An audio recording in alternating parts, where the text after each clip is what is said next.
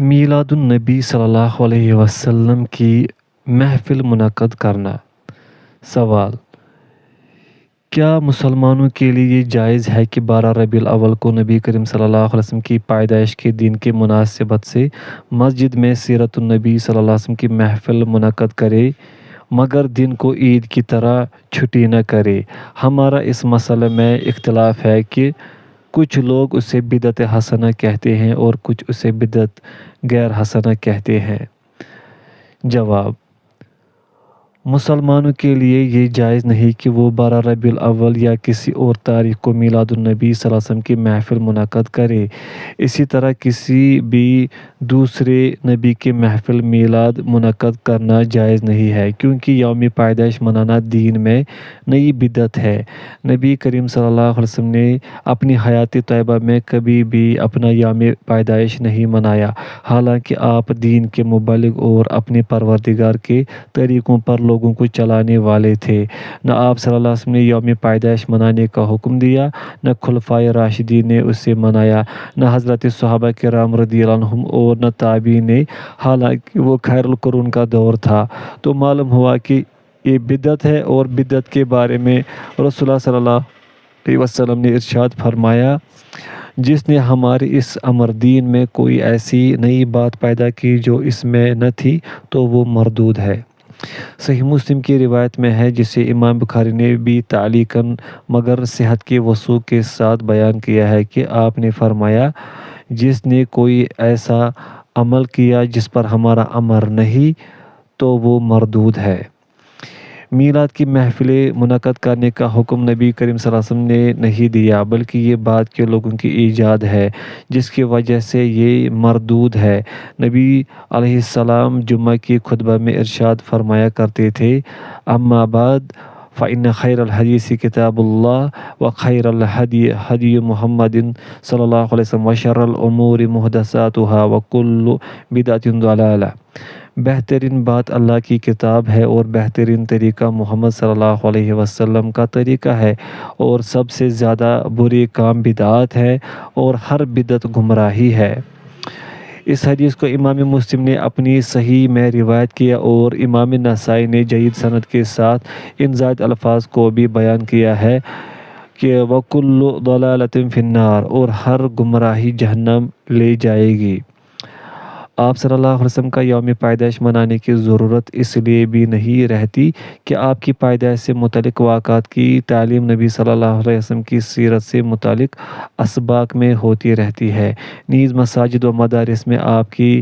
اسلام سے قبل اور بعد کی حیات طیبہ کو بیان کیا جاتا ہے، لہٰذا میلاد کی ایسی محفلیں منعقد کرنے کی ضرورت ہی نہیں جن کا اللہ اور اس کے رسول نے حکم نہیں دیا، اور نہ ان کی انعقاد کی کوئی شرعی دلیل ہی موجود ہے۔ ہم اللہ تعالیٰ ہی سے مدد چاہتے اور اس سے یہ دعا کرتے ہیں کہ وہ تمام مسلمانوں کو ہدایت و توفیق عطا فرمائے کہ وہ سنت پر اکتفا کرے اور بدعت سے بچے۔ شیخ ابن باز: قرآن مجید کی تلاوت کی اجرت جائز نہیں، جبکہ تعلیم کی اجرت جائز ہے۔ سوال: ہمارے ہاں مغرب میں بعض حافظ بظاہر مال کمانے کے لیے تلاوت کرتے ہیں،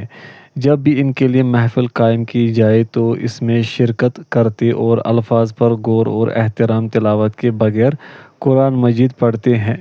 اس طرح کی محفل میں حاضر ہونے سے ان کا بڑا مقصد اجرت لینا اور لوگوں سے صدقات و خیرات وصول کرنا ہوتا ہے۔ ان صدقات و خیرات کو جمع کر کے یہ آپس میں تقسیم کر لیتے ہیں اور کسی فقیر و مسکین کو اس میں سے کچھ نہیں دیتے۔ سوال یہ ہے کہ اسلامی شریعت کی روشنی میں ان صدقات کا کیا حکم ہے جس سے یہ آپس میں تقسیم کرنے کے لیے جمع کرتے اور اس مقصد کے لیے تلاوت کو استعمال کرتے ہیں؟ میں نے ایک کتاب میں نبی کریم صلی اللہ علیہ وسلم کی یہ حدیث پڑھی تھی کہ جس نے مال کمانے کے لیے قرآن استعمال کیا تو وہ قیامت کے دن اس طرح آئے گا کہ اس کا چہرہ ہڈی کی طرح ہوگا، یعنی گوشت سے خالی ہوگا۔ تو کیا یہ حدیث صحیح ہے یا نہیں؟ نیز یہ فرمائے کہ اس آیت کریمہ قُلْ مَا أَسْأَلُكُمْ عَلَيْهِ مِنْ أَجْرٍ کے کیا معنی ہے؟ جواب: اولاً تلاوت قرآن محض عبادت اور ایک ایسا ذریعہ ہے جس سے بندہ اپنے رب کا تقرب حاصل کرتا ہے، اور عبادات کے سلسلے میں اصول یہ ہے کہ انہیں مسلمان محض اللہ تعالیٰ کی رضا کے لیے سر انجام دے اور اس کے ثواب کی اللہ تعالیٰ ہی سے امید رکھے، مخلوق سے اس کے صلہ و شکریہ کی امید نہ رکھے۔ یہی وجہ ہے کہ سلف صالح کا محفلوں اور مجلسوں میں قرآن پڑھ کر اجرت وصول کرنے کا طریقہ نہ تھا، نہ ائمہ دین میں کسی سے منقول ہے کہ انہوں نے اس کا حکم دیا ہو یا اس کی رخصت دی ہو، اور نہ ہی یہ ثابت ہے کہ ان میں سے کسی نے بھی تلاوت قرآن کی اجرت وصول کی ہو، نہ کسی خوشی کے موقع پر اور نہ کسی غم کے موقع پر، بلکہ وہ تو محض اللہ تعالیٰ سے حصول ثواب کی خاطر تلاوت کیا کرتے تھے۔ نبی کریم صلی اللہ علیہ وسلم نے بھی یہی حکم دیا ہے کہ جو شخص تلاوت کرے وہ اللہ تعالیٰ ہی سے سوال کرے، لوگوں سے سوال کرنے سے آپ نے منع فرمایا ہے۔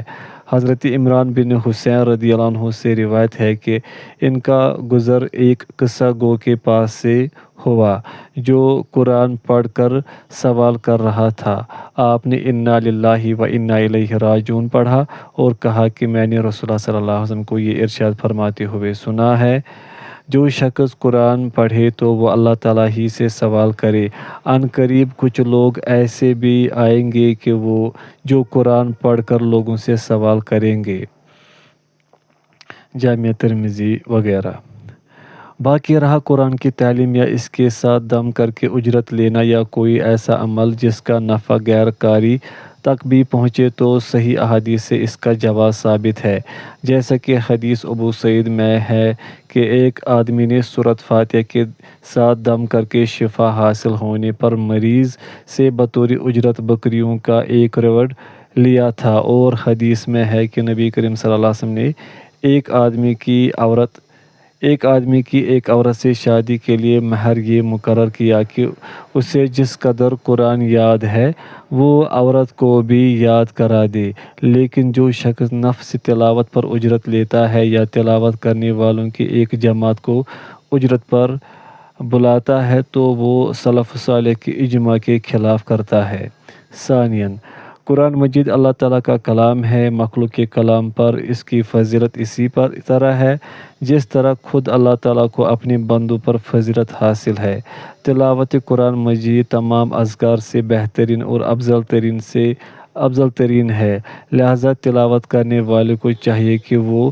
باادب ہو کر خشوع و خضوع اور اخلاص کے ساتھ احسن انداز میں حسب قدرت معانی پر غور کرتے ہوئے تلاوت کرے۔ تلاوت کی بجائے دیگر اذکار کا شغل اختیار نہ کرے، نہ تکلف و تصنع بناوٹ سے کام لے اور نہ ضرورت سے زیادہ آواز بلند کرے۔ جو لوگ تلاوت قرآن کے مجلس میں حاضر ہوں انہیں چاہیے کہ خاموشی کے ساتھ تلاوت کو سنیں اور معانی پر غور کرے، کوئی لغو کام کرے، نہ تلاوت کے وقت دوسروں کے ساتھ باتیں کرے اور نہ قاری اور حاضرین مجلس کو تشویش میں ڈالے۔ ارشاد باری تعالیٰ ہے، وَإِذَا قُرِئَ الْقُرْآنُ فَاسْتَمِعُوا لَهُ وَأَنصِتُوا لَعَلَّكُمْ تُرْحَمُونَ وَاذْكُرْ رَبَّكَ فِي نَفْسِكَ تَضَرُّعًا وَخُفْيَةً وَدُونَ الْجَهْرِ مِنَ الْقَوْلِ بِالْغُدُوِّ وَالْآصَالِ وَلَا تَكُن مِّنَ الْغَافِلِينَ۔ اور جب قرآن پڑھا جائے تو توجہ سے سنا کرو اور خاموش رہا کرو تاکہ تم پر رحم کیا جائے، اور اپنے پروردگار کو دل ہی دل میں عاجزی اور خوف سے اور پست آواز سے صبح و شام یاد کرتے رہو اور دیکھنا غافل نہ ہونا۔ سورۃ الاعراف۔ ثالثاً، لوگ فکر و فہم کے اعتبار سے مختلف ہوتے ہیں۔ ہر مکلف پر فرض ہے کہ وہ دین اور احکام شریعت کو اللہ تعالیٰ کی عطا کردہ فہم و وسعت وقت کے مطابق سمجھنے کی کوشش کرے تاکہ خود عمل کر سکے اور دوسروں کی رہنمائی کر سکے۔ سب سے پہلے جسے سمجھنا، جس کی طرف مائل ہونا اور جس کی طرف دل سے متوجہ ہونا ضروری ہے وہ اللہ کی کتاب ہے۔ قرآن کہ جس مقام کو خود نہ سمجھ سکے اس کے سمجھنے کے لیے اللہ تعالیٰ سے استعانت مدد طلب کرے، اور پھر حسب طاقت و قدرت علماء سے مدد لے، اور اگر اس کے باوجود کوئی بات سمجھ میں نہ آئے تو کوئی حرج نہیں، کیونکہ اللہ تعالیٰ کسی بھی انسان کو اس کی طاقت سے زیادہ تکلیف نہیں دیتا۔ مقدور بر کوشش کے باوجود اگر کوئی شخص قرآن کو نہ سمجھ سکے تو اس کے یہ معنی نہیں کہ وہ تلاوت کرنا بھی چھوڑ دے۔ مقدور بر کوشش کے باوجود نہ سمجھ سکنا معیوب نہیں، کیونکہ نبی کریم صلی اللہ علیہ وسلم نے فرمایا، قرآن کا ماہر معزز و نیکوکار فرشتوں کے ساتھ ہوگا، اور جو شخص قرآن پڑھتا ہے، اس میں اٹکتا ہے اور وہ اس پر گراں گزرتا ہے تو اسے دگنا اجر و ثواب ملتا ہے۔ صحیح مسلم وغیرہ۔ رابعاً، فقیر کے لیے یہ جائز ہے کہ وہ اپنے اور اپنے اہل و عیال کی ضرورت کے مطابق صدقہ لے سکتا ہے۔ صدقہ کرنے والے کے لیے دعائے خیر کرنا مسنون ہے، لیکن قرآن کی تلاوت کر کے اجرت لینا یا وعظ و نصیحت کر کے مال و حصول کرنا یا برکت کی امید سے کسی کو مال دینا یا حصول برکت کے لیے کچھ لوگوں کو جمع کرنا جائز نہیں ہے۔ ابتدائی 3 صدیوں میں جنہیں رسول اللہ صلی اللہ علیہ وسلم نے خیر القرون قرار دیا، مسلمانوں میں اس طرح کا قطعاً کوئی رواج نہ تھا۔ خامساً، ارشاد باری تعالیٰ ہے، قُلْ مَا أَسْأَلُكُمْ عَلَيْهِ مِنْ أَجْرٍ، اے پیغمبر کہہ دیجئے کہ میں تم سے اس کام کی اجرت نہیں مانگتا۔ سورۃ الفرقان کے معنی یہ ہے کہ اللہ تعالیٰ نے اپنے رسول حضرت محمد صلی اللہ علیہ وسلم کو یہ حکم دیا کہ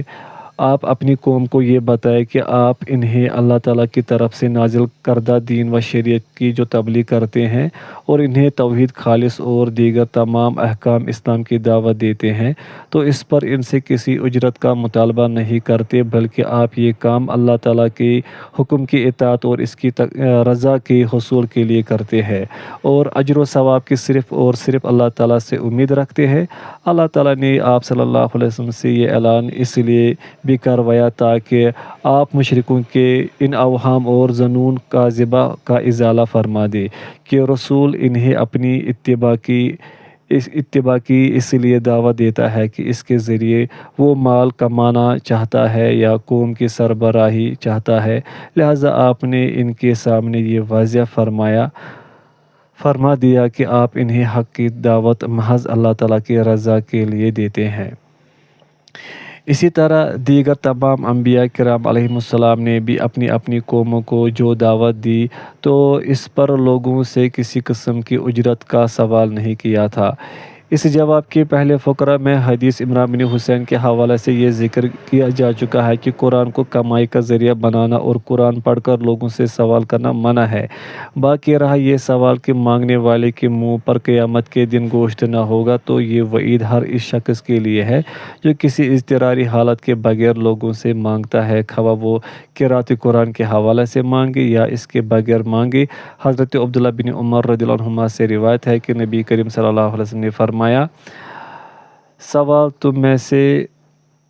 کسی ایک کے ساتھ چمٹا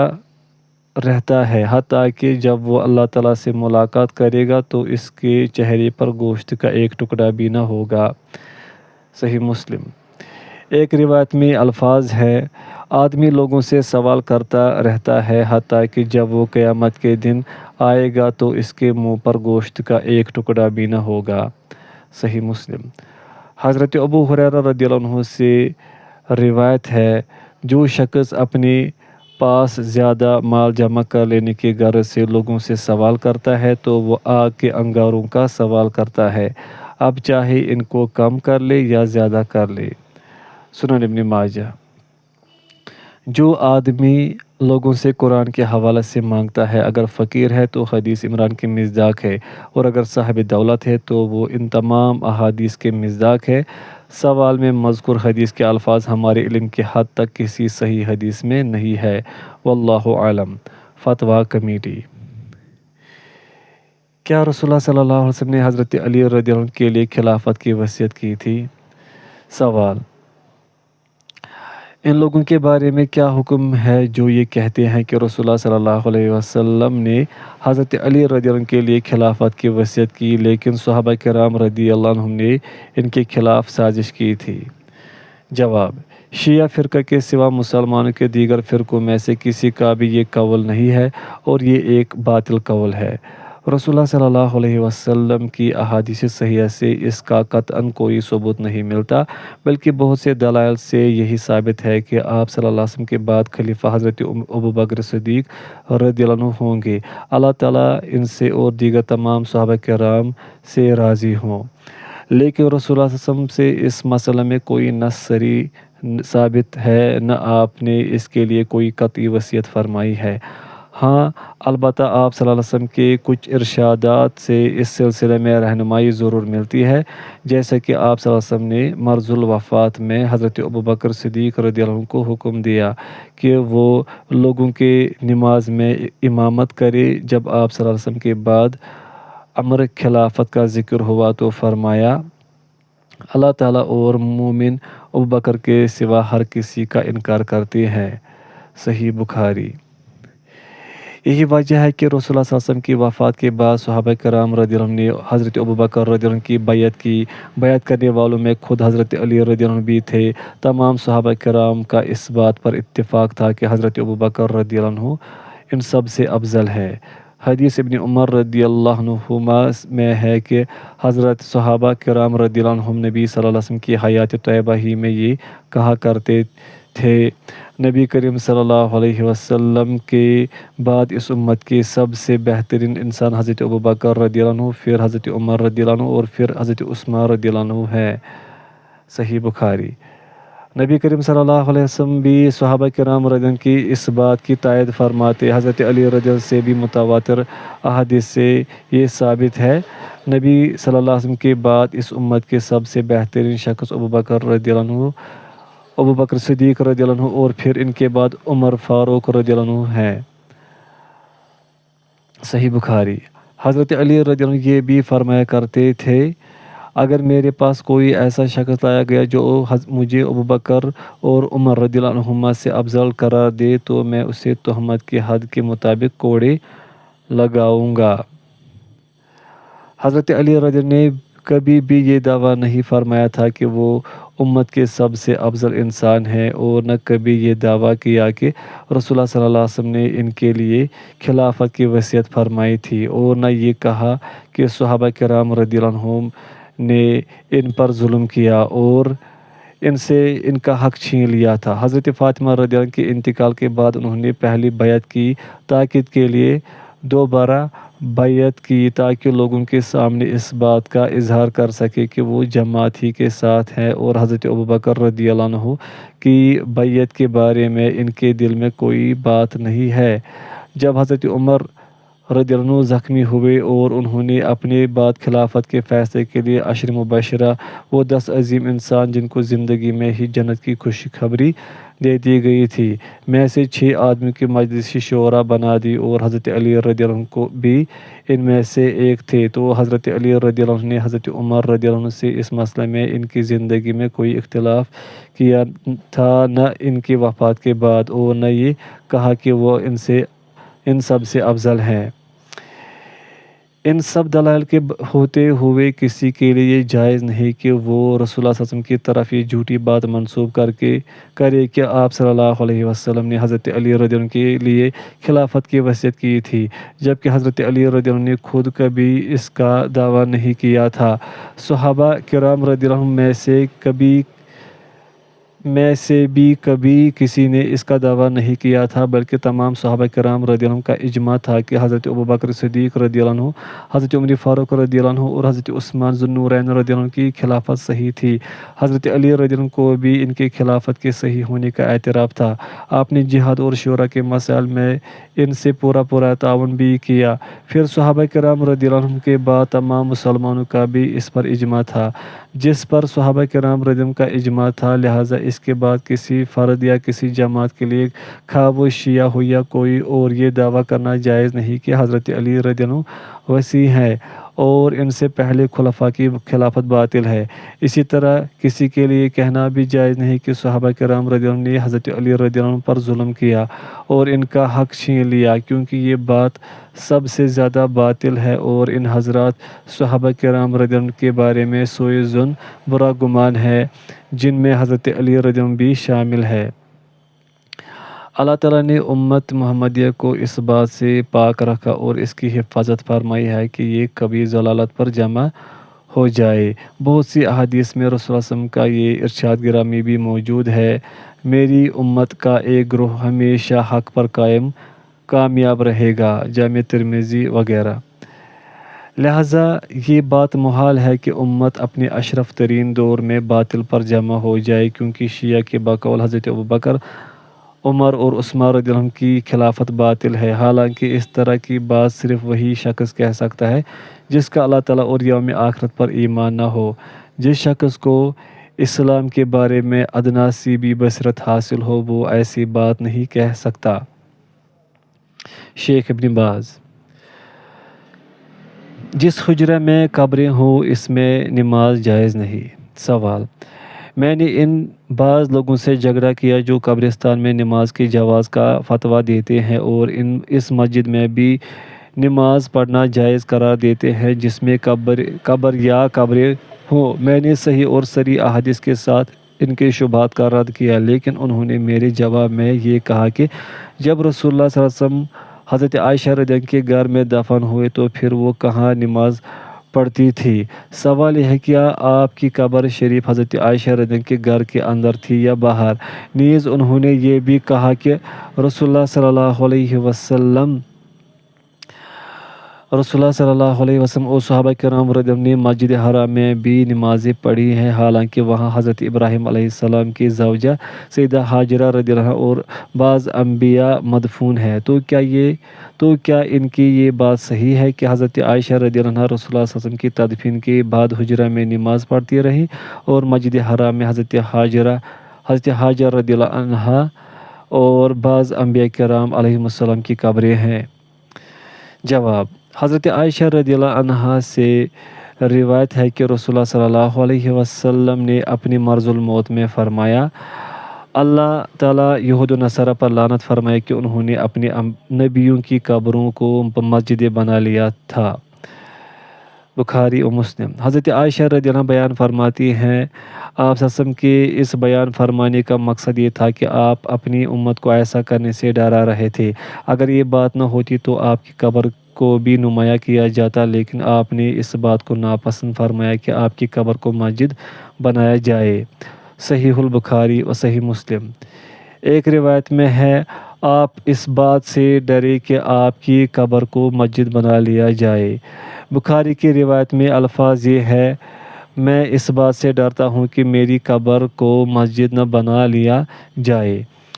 ان احادیث سے معلوم ہوا کہ قبروں پر بنی ہوئی مسجدوں میں نماز پڑھنا ناجائز اور انہیں بنانا حرام ہے۔ سوال میں سائل نے جو یہ پوچھا کہ